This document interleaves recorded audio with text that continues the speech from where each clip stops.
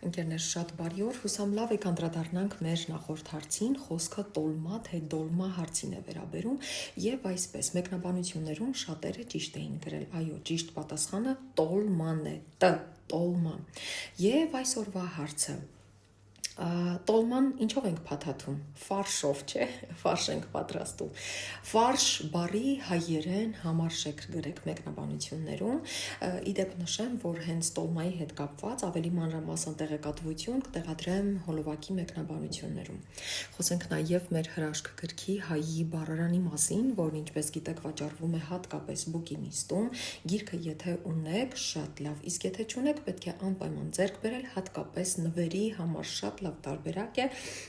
պետք է նկարեք շապիկը, տեղադրեք ստորիների, այսինքն պատմությունների բաժնում, վրան նշելով վանդականիշ հայի բառարան հացի նման եւ իմեջերը, ես անպայման կկիսվեմ, այսքանը